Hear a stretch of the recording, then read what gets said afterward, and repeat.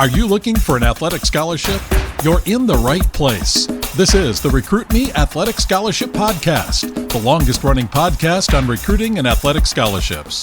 We're here to help your family navigate the recruiting road all the way to an athletic scholarship. He's a recruiting expert and a dad of 2 college athletes. He has a wealth of experience to share. Here's Recruit Me CEO, Brent Hanks. Welcome to episode 342 of the Athletic Scholarship Podcast. The Athletic Scholarship Podcast brings you 15 minutes that will change your athletic scholarship future. This episode goes a little longer to bring you part 1 of a 2-part interview with Brandon Mozley. Brandon is the father of 2 sons. One son, Andrew, is 10 years old, and the older son, Blake, is a college student athlete. This episode and next week's episode covers Brandon's background in baseball and Blake's recruitment to play college baseball. Blake played high school baseball with my oldest son, Parker, at Ozark High School. Blake had a stellar high school and club career. He was a 3-year starter in high school, and according to PBR, Prep Baseball Report, he was the number 3 shortstop in the state of Missouri. He was a perfect game preseason underclassman All-American, was a 3-time high school all-conference member, and a second-team all-state selection. Blake was highly recruited in high school and committed his sophomore year of high school to Missouri State University. He played for Missouri State his freshman year, but that was the COVID-canceled year, and the Bears only played 17 games, and Blake played in 4 games. Then in 2021, Blake played in 33 games for the Bears, started in 19 games, and had a batting average of .286 for the season. Not because of playing time, but for some other conflicts, Blake decided to transfer to a junior college and to continue his college career. This episode, Brandon covers Blake's journey to Missouri State University, and then how he started his journey to Johnson County Community College in Overland Park, Kansas. And next week's episode finishes on how he got to the junior college and then to the University of Nebraska. Let's get into part 1 of the interview with Brandon Mozley. Brandon, thank you for joining us. Can you tell the Recruit Me families what you do now and tell us about your family? Yeah, thank you for having me. I have my wife, Ashley, and my 2 boys. We live here in Ozark, Missouri. My boys' names are Blake and Andrew. Blake is, he's 22 years old. He's a junior at University of Nebraska playing baseball. And then I got a little guy, Andrew. He is 10 years old, and he plays on an 11U travel team. I work out at Big Cedar. I've been there for almost 10 years now. I started working there when I got done scouting for the Chicago Cubs. And Andrew's not really a little guy, is he? No, he's big for his age. He's pretty big. He's big and stocky and strong for his age. He's the opposite of Blake. When Blake was little, he was little. He was smaller than all of his teammates. And I remember Blake's sophomore year at Ozark High School. Of course, he was teammates with your son, Parker, but Blake weighed 115 pounds when he was a sophomore in high school, and Andrew weighs 110 pounds as a 10-year-old. Well, and we talk about that a lot, that my 2 kids are totally different. Your 2 kids are totally different. So you never know what you're going to get, do you? Definitely not. It's amazing. Their body types are different. Their personalities are completely different. It's crazy. Brandon, tell us about your baseball history and background. Okay, so I'm from Southern California originally. So when I was in high school, I played against and played with some really good players. My first love in high school was football. And so when I left home, I went to college at Dakota Wesleyan, and I went on football scholarship, but I also played baseball. And then after being there a couple of years, I really wanted to give up football and focus on baseball because I thought it was my best chance. And so I played 1 more year of football, so 3 years of football at college, and I left. I didn't play that spring semester of baseball that 3rd year, and I went to an Arizona Diamondbacks tryout down in Phoenix. And so a buddy of mine had got drafted by them and was in their minor league system, and he set up a tryout for me, and they invited me to extended spring training after the tryout. I did that, got released from there, and then I spent 8 years playing in independent ball. And when I got done playing independent ball, I was very fortunate. Right when my last game was over, I was offered a coaching job with the Cleveland Indians and a scouting job. I did that, but it was a very small paid position. It was I think I made like $5,000 for the whole year. But what it did is back then they had a Major League Baseball scout school, and you had to be sponsored by a major league team. So the Cleveland Indians sponsored me to go to scout school. And my last day there, I got a phone call at the hotel. My phone in the hotel room rang, not a cell phone, and the Toronto Blue Jays had offered me a full-time scouting job. that's what I did for 3 years. And then I was very fortunate. While I did that, I signed a few good players. And the Chicago Cubs offered me a job to come back to the Midwest, where my wife is from, as an area supervisor. I left the Toronto Blue Jays, came back here for the Chicago Cubs. I worked 4 years for them. And then a guy that I was really close to with the Toronto Blue Jays became the new Toronto Blue Jays general manager. His name was Alex Anthopoulos. He's now the general manager for the Atlanta Braves. And so I went back to the Blue Jays as a cross-checker. I did that for a couple of years, and then I got out of it because it was cross-checking is so much time on the road. I was, 250 nights in a hotel. So I got out of that, and I was a sports agent for 2 years representing baseball players. And then that was a really tough world and industry to work in, going against the big boys in the agency world. And my wife got pregnant with my second son at this time, and I refused to be on the road as much as I was with Blake. And so I got out of it altogether at that point. And then you also scratched your coaching itch. You've been able to coach Blake and Andrew here as they went through youth baseball. Yeah, a couple of years ago, I was the youth director for Marucci. And I had taken quite a few years off of baseball, so I thought I'd be ready for it. And to be honest with you, it was a lot of work. I figured out I'd be better just being a dad coach, helping out my son's team. Well, and as you mentioned, Parker and Blake got to play in high school together, and they had successful high school careers. And then Blake went on and had committed to Missouri State while he was in high school. Can you tell us a little bit about Blake's recruiting process? He's kind of been through it 3 times, high school to a 4-year school, and then a 4-year school to a 2-year school or a JUCO, and then back from the JUCO to now Nebraska at a 4-year school. So tell us kind of how that path went through COVID and all the interesting stuff that happened with Blake and where he is now. Yeah, so when Blake was a sophomore in high school, we never really did all the perfect game and the PBR events until he got a little bit older. And I only allowed him to do 1 per year because I just thought that once they put a number on you,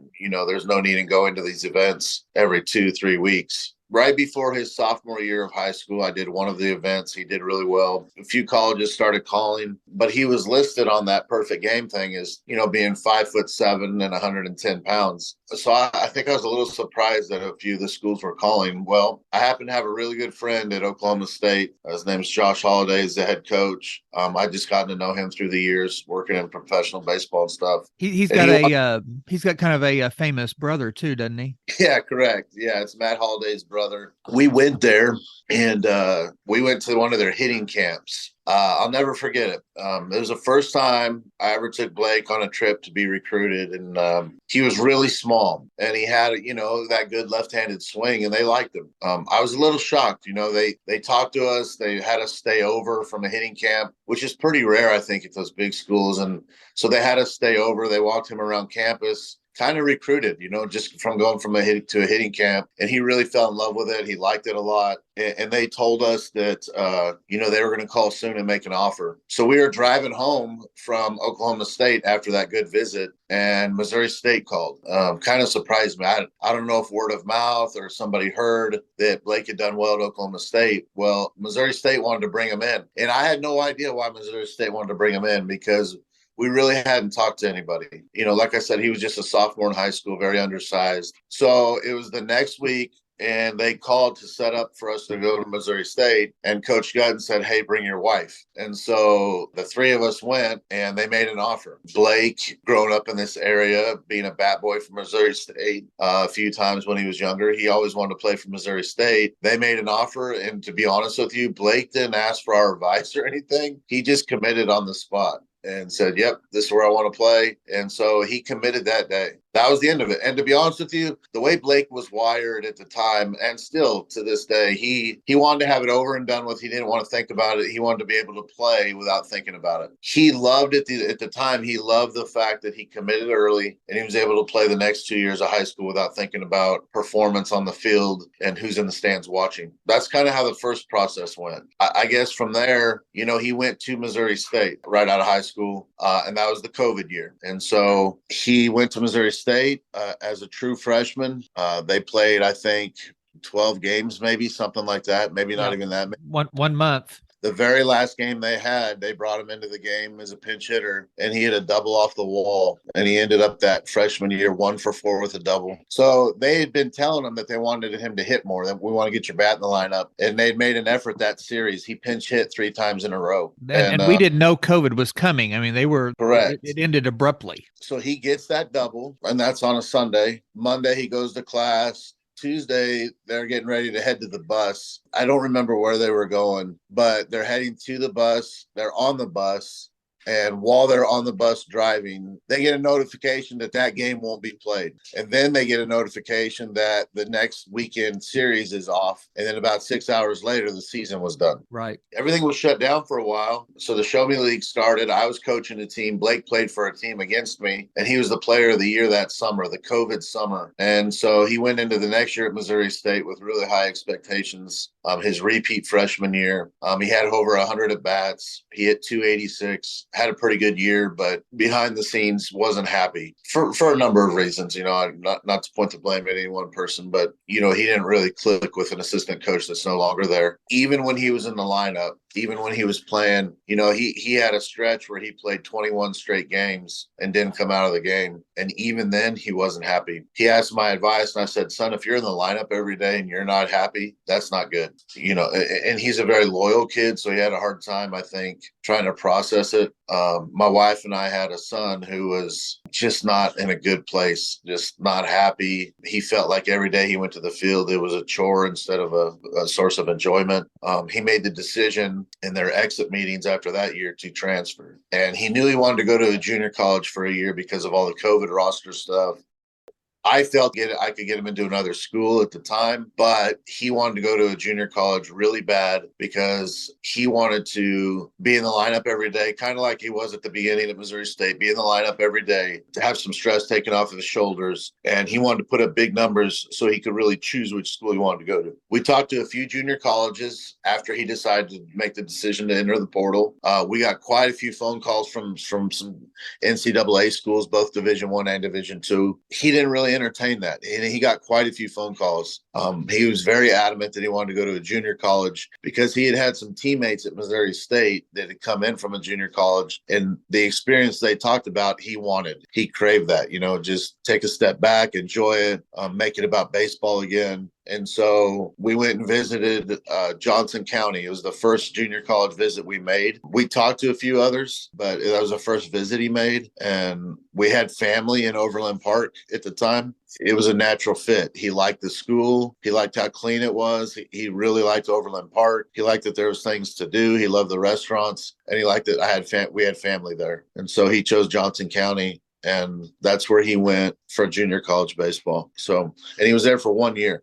I'll tell you what's crazy. So in the fall of his junior college year, he had a really good fall. As you know, in junior college, you play 20 games or so in the fall. Right. Which I think is awesome. So he was playing those games in the fall. And the Division I coaches, they recruit like crazy in the fall for junior college players. They show up to the games. They make phone calls. They're there. They're present. They show up with their radar guns and their stopwatches, and they really recruit. It was crazy for me to go to a fall junior college game in middle of nowhere, and there'd be 20 college coaches there. And he had a really good fall. He played shortstop and second base that fall and hit leadoff and had a great fall. They played Crowder that fall for a doubleheader, and Crowder had the kid that ended up going like in the second round, the big, huge righty. And that fall, that kid was up to like 97, 98. And Blake had a good day against him. I think he hit a home run and a double. And the phone calls started for Blake immediately that fall. So he started fielding phone calls from Division I schools all over again. And to be honest with you, he was overwhelmed. He didn't know who to call back and when, and he was flooded with information. And so I thought he did a really good thing. He went to an assistant coach at Johnson County who knew everybody. He was well-versed, knew everybody. And the guy's name was David Canary. And he said, Coach Canary, can you start fielding these phone calls and maybe filter some of them for me? And I thought it was a great decision because the guy had done it for 25 years and he was a pro at it. And so once a week, he set up a thing where once a week he would meet with Blake and say, these are the schools I talked to this week about you. These are the offers they want to make. And the coach would text me and say, hey, I just met with Blake. Here's the schools that are talking to him. Here's what they're offering. Here's what they're offering academically. Here's what they're offering baseball scholarship wise. And so we did that all fall. Blake wasn't really sold on the fact that he wanted to commit yet because of the whole Missouri State thing. He felt like he should take his time because he didn't really be recruited. He just chose Missouri State, if you know what I mean. Right. So he wanted to be recruited. He wanted to take his time, and he loved the attention he was getting, not in a prideful way, in a options way. He was happy with the options he was going to have. And of course, those schools were putting pressure on him. Well, we need you to commit or we'll give the money to somebody else. And Blake chose for the first time in his life, because it's not really his personality, he chose to bet on himself. He was going to wait. He was going to let it play out on the field, and that's what he chose. He went out last spring in junior college and had, an unbelievable year. He hit 400 almost, and he was second in the country in doubles. He set a school record for doubles, and he set a school record for extra base hits. He ended up with 37 doubles and 10 home runs and 4 triples, I think. Johnson County is a high-level junior college. You can get into different levels of junior college, and it's a baseball junior college. Yeah, so I just saw this thing in Baseball America. It was putting out state by state which schools get the most draft picks. And Johnson County was second in the state of Kansas behind Wichita State. They were ahead of KU and Kansas State in the last 10 years. Yeah, it's a high level. They play a great schedule. Overland Park's a great community. They support it. The school has money. It was a good experience, and he had a great year. And his second to last series, he was starting to narrow the schools down. Oklahoma showed a lot of interest. I had connections at Oklahoma. Their recruiting coordinator is a former scout. I was really close to the man. Oklahoma had offered, Nebraska had offered, Charlotte, all kinds of schools that offered. Well, the second to last series, a lot of schools came in to take a look at one of Blake's teammates. And some of the schools had already offered Blake, but they were there to see one of his teammates. Well, that series, Blake hit like 4 home runs in front of these scouts. Lots of scouts and college recruiters. Just so many of them. There's like over 40 of them in the stands. And that day, those schools had offered more money, and some other schools had called Blake. Well, he had just taken a recruiting trip to Nebraska on his own. We didn't go with him. He drove there one weekend to Nebraska and checked it all out. Well, Nebraska called after this series, and they offered him more money. And he called and he said, Dad, I've talked to so many schools. I've let this process play out for 6 months now. I'm going to commit to Nebraska. We gave him our blessing and said, yeah, you loved it when you went up there. So by all means. And then ever since then, he's been happy and he loves Lincoln. It's been a great experience. So, I know I've done a lot of talking, but basically he committed out of high school when he was only a sophomore in high school, early commit. He wanted to have it over and done with. The experience was not great. He went to junior college, and if Blake was on this interview, he would tell you that 1 year at junior college gave him his life back. He got his confidence back. He had fun again. He started smelling the grass on the field again. He just enjoyed the game again. And he needed that. And I'm glad he did it. And I've been asked by so many people, hey, my son's looking at this school and that school and that school. And if the junior college option is out there, I've always told families, hey, listen, here's my son's experience. He loved it. And it gave him confidence in himself again. I just think there's something about that junior college experience where, you're not playing in front of 10,000 people. It's almost like a hometown atmosphere, and you're in the lineup every single day. And as many games as junior colleges play, you're on the field as much as you want to be on the field. And I think that experience was really good for Blake. Brandon brought you so much great information about Blake's recruiting journeys. And what a journey. Brandon painted a very descriptive and informative picture of their family's up and down experiences. Join me and Brandon next week for part 2 of this interview. We will go more into junior college information, some NIL information, a review of some of episode 341, and how offers work. I want to give a shout out to a student athlete that was on the Athletic Scholarship podcast last year. Quinn Nelson, a basketball player at Southwest Baptist University in Bolivar, Missouri, was the subject of episodes 297, 298, and 299. Quinn just set the school record for scoring at Southwest Baptist University. On February 16, 2023, Quinn became the all-time leading scorer with an and one layup that tied the record and a free throw to break the record. This record adds to Quinn's many records. Quinn was a high school teammate with my son Parker at Ozark High School. Way to go, Quinn. I'd like to remind you to go to recruit-me.com and check out all the recruiting education resources, and also join the Athletic Scholarship Podcast next Tuesday.